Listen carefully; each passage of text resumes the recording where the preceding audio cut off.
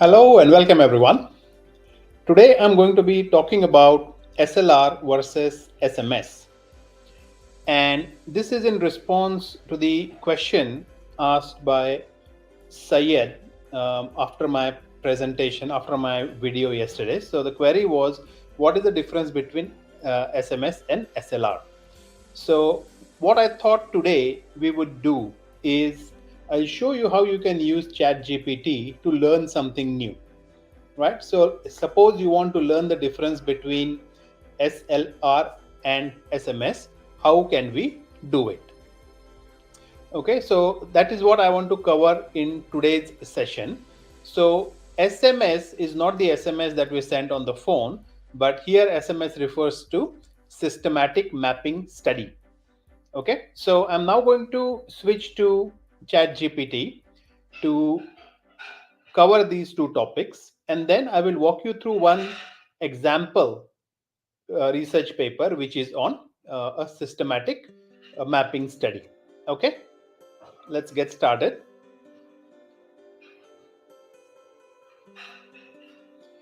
So I'm going to start with the first prompt. What is systematic mapping study? So let's go with this simple, straightforward prompt.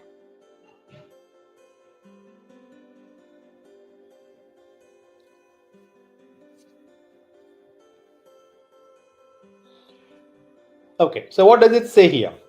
A systematic mapping study is a type of research methodology used primarily in fields like engineering, software engineering, and health sciences to provide a structured and comprehensive overview or mapping of the research conducted on a particular topic.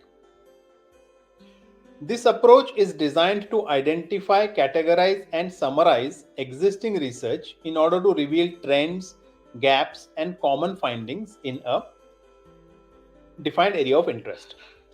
The aim is not just to synthesize evidence but understand the landscape of the research, including volume, type, and distribution of work. So this is the main purpose of a systematic mapping study, because here we are mapping a literature, a discipline area, because our main focus when doing a systematic mapping study is to scope the field, what has been happening in a particular research area. So it is very broad. Systematic mapping studies are very broad compared to systematic literature reviews, which are very focused. A systematic mapping study focus on identifying research trends. Okay, so this is important here. To analyze trends over time in terms of topics studied, what types of methods are used, and what kind of results they are getting. Highlight research gaps to pinpoint areas with little or no research, suggesting opportunities for new studies or innovation. And classifying research, this is also another required thing, that is to categorize existing research into classification scheme based on aspects like research method, types of participants, or thematic focus. So if you imagine, when you are doing a systematic mapping study, you are mapping the entire literature in a systematic way, so that you can come up with some form of a classification scheme. You are organizing the literature so that anyone wants to study this literature, they can see that, okay, these are the different areas that researchers have started or researched in. So that is the main purpose of a systematic mapping study. So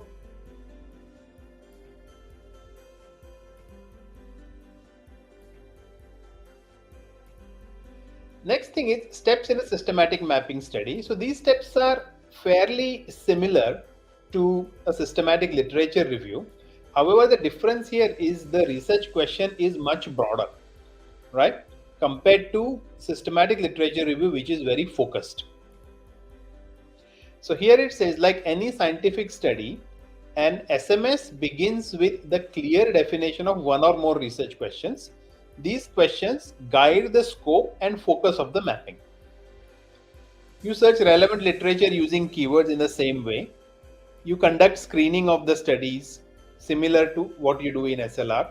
The inclusion and exclusion criteria are there, but they are not so stringent or focused like in a systematic literature review. Okay, so when we look at one of the examples, we will be able to understand that in a better way. So when should SMS or systematic mapping studies be used? So what is their application? It helps new researchers familiarize themselves with the field. It aids in the development of systematic reviews. So a systematic scoping is important because that gives rise to systematic literature reviews, because we can see that this is a research gap, this is where research needs to be done, or this is where systematic literature review should be conducted. And it also assists policymakers and practitioners in understanding the evidence base to make informed decisions. I think this is common between both systematic mapping studies as well as systematic literature reviews. Okay, so now let's put another search query here.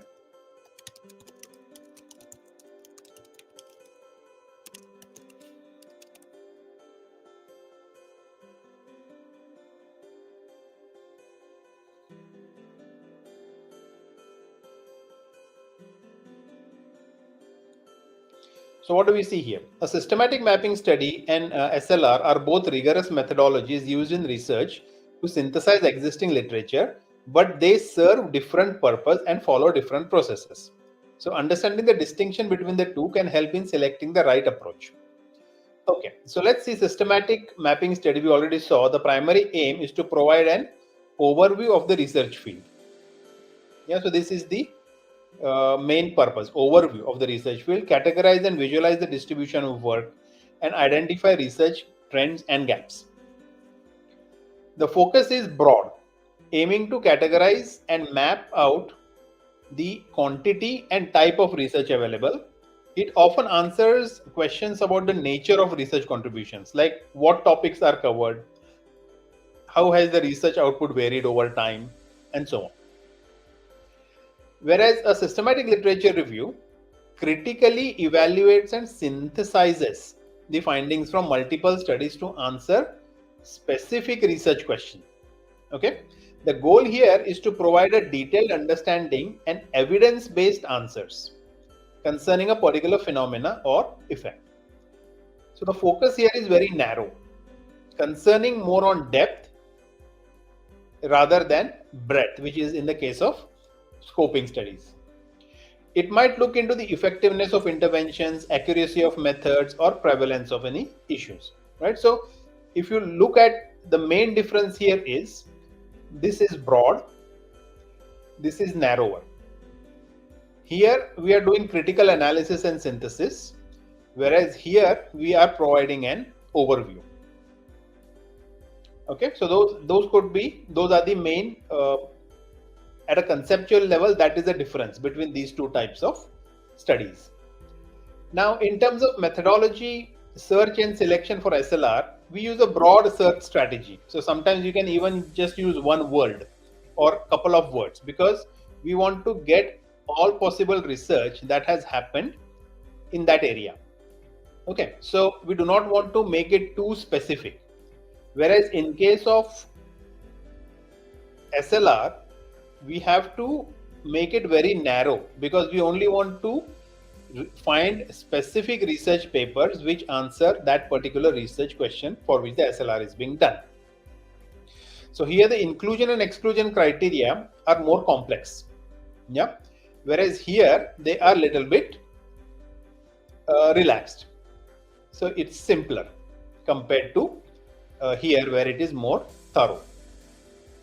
So in terms of analysis, so once you have selected the studies, what kind of analysis do you do in a systematic mapping study? So you would do primarily descriptive analysis, categorizing and counting types of studies, qualitative versus quantitative, what topics were being addressed, what methodologies are used, and so on. Yeah. It usually results in visual outputs like charts and graphs and show how research is distributed across various categories. Whereas in case of systematic literature review, it involves a deep qualitative or quantitative analysis of findings from the included studies. The focus is on synthesizing results to draw conclusions about the research question that is posed. This can involve meta-analysis also if the data allows it. But even if without a meta-analysis, still these studies that are selected in a systematic literature review help to answer a specific question or verify the findings for that specific question.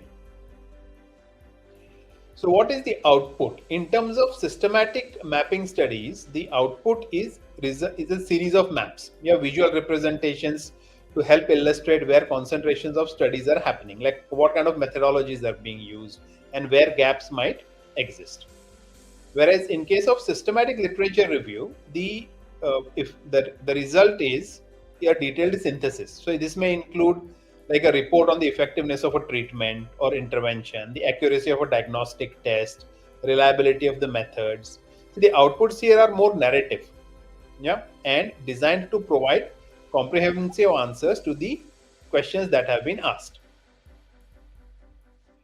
So when, like we already covered this, that when do we use SMS? This is used when we're entering a new research area, right? Especially, for example, if you're starting your PhD and it's a new area compared to where you have done your master's or MPhil maybe, then you want to start with a systematic mapping study, and that will give you some directions on what could be done to conduct a full SLR.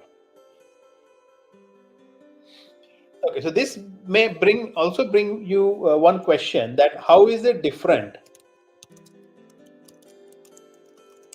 How is SMS different from bibliometric? So let's see the result.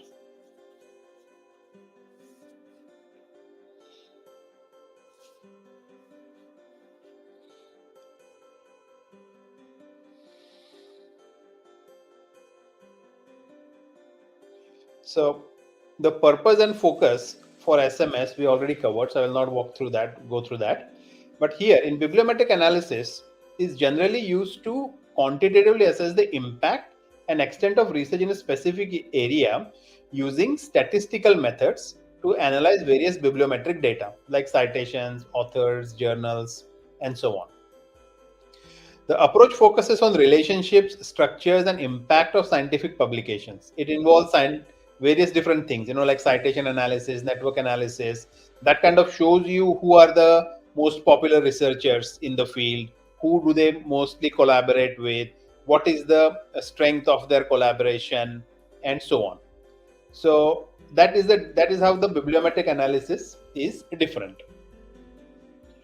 Okay, so like I was saying, co-authorship networks, collaboration maps, these are all calculated or computed using bibliometric analysis. Bibliometric analysis, the output, if you look at it, is the statistical reports and network diagrams. So bibliometric analysis papers have a lot of diagrams in it. This is very much common with in a bibliometric paper. All right, so now what I would like to show you is can you draw a table to show the differences between SLR, SMS, and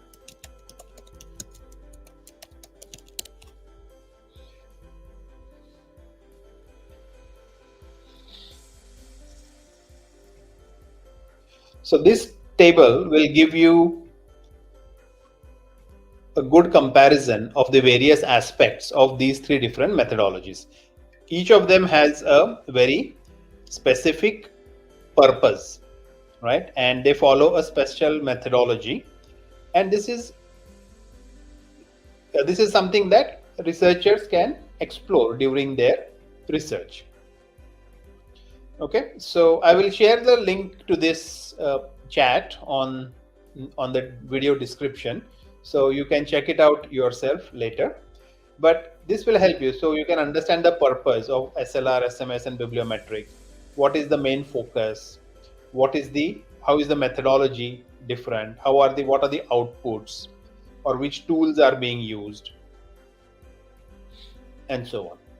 Okay, so that was the comparison of three different approaches. And now I want to show you one research paper, which is a systematic mapping study.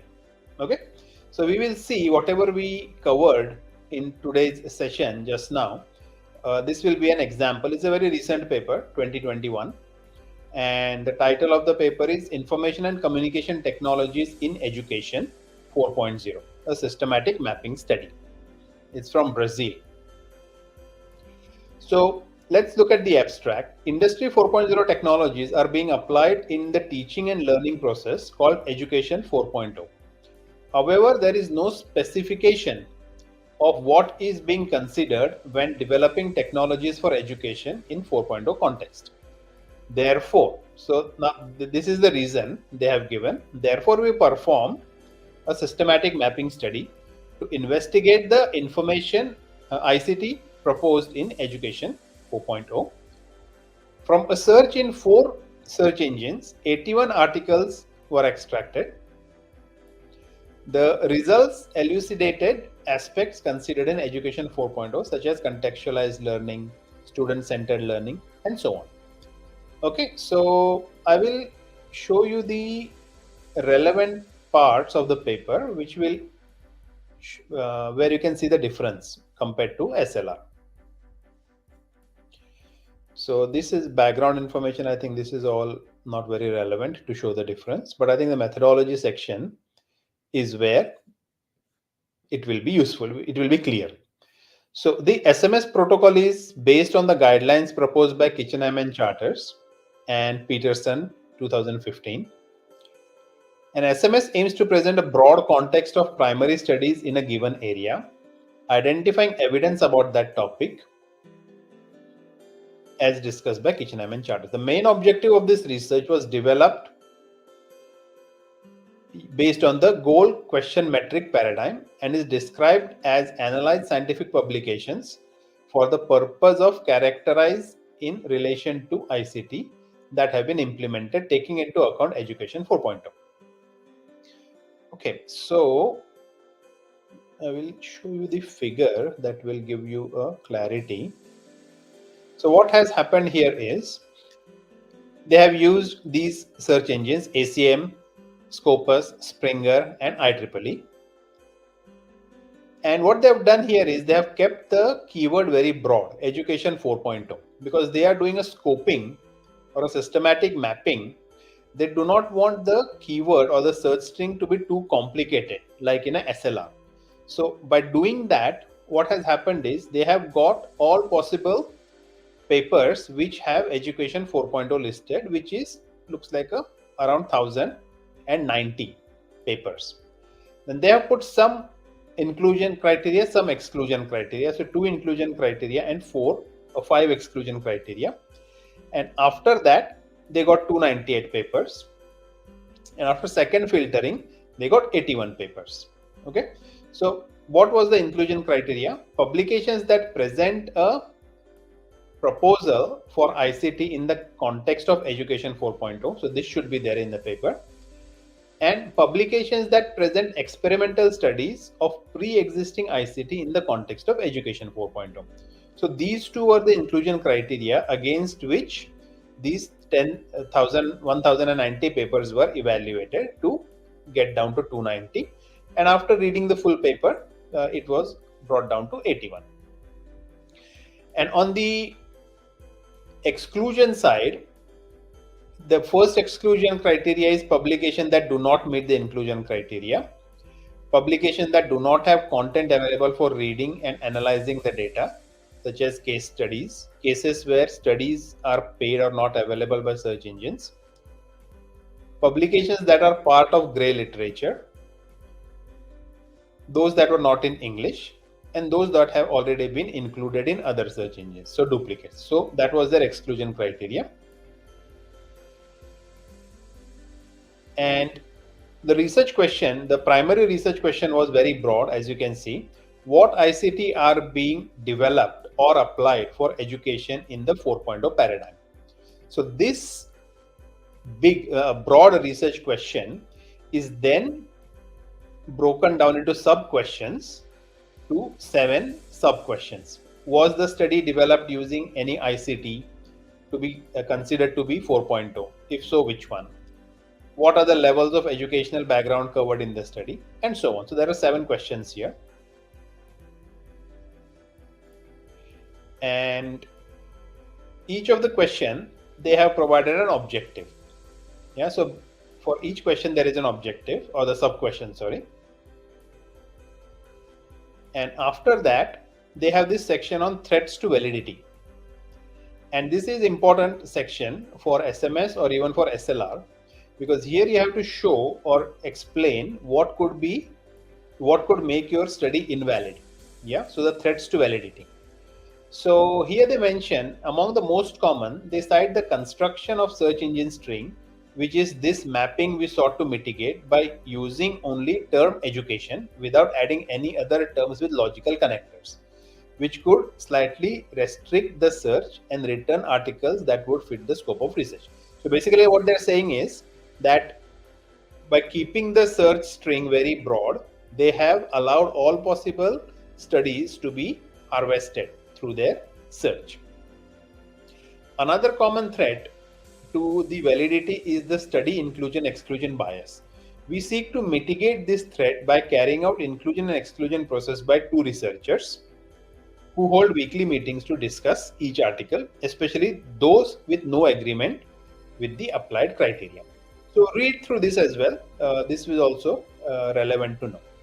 But now let's look at the results. So when we are looking at the results in a scoping study or a SMS, we see a lot of figures, tables, charts, that kind of. So here it is showing which are the countries that are conducting research in this area. Then the distribution of how many publications happened in which year. And then they are going into each of the research question that they have found, identified. What ICT are being developed or applied in education in the 4.0 paradigm? So the answer to that is, you can see in this paragraph here. So these are the different things they have been identifying. Laboratories and factories, and this was learning systems,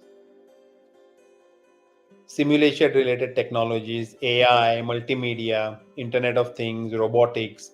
So these are all the things that they identified as the broader areas within this space. Then similarly, research question 2, ICT considered as 4.0. Then what is considered? Big data, industrial IoT, 3D printing, smart city, cloud computing, and so on, and the number of articles around it. So again, you can see another figure based upon the research question. Methodologies, what type of methodologies are being used, and the number of articles. Most of them do not specify, but otherwise they are case-based learning, challenge-based learning, hybrid learning.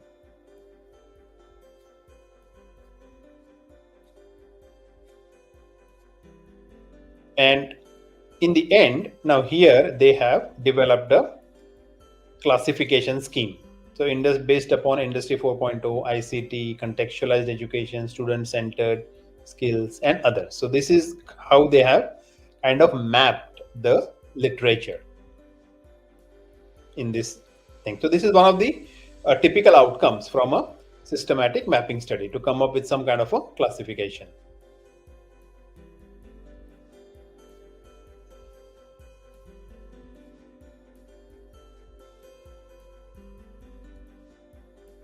Yeah, so that is all in this paper.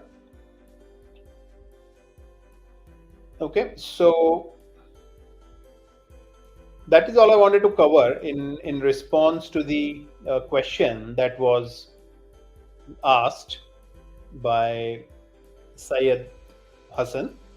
So if you have any similar questions, in fact, I have got over a lot of questions from you. So thank you all very much for following my videos and asking the questions. I will try to get to all of your questions as as early as possible. But I do have some other content that I have planned. So I will mix and match. I'll have some of my content and also try to answer some of the questions that you have. All right, that's all in today's session. Thank you very much for joining. If you have any questions, please do let me know. You can use that Google form that I have created to get access to all the documents that I have in my in the sessions that I run. And you can also message me or make the suggestions of what new topics do you want, would you like me to cover. All right, that's all today. Thank you very much and have a great evening. Bye bye.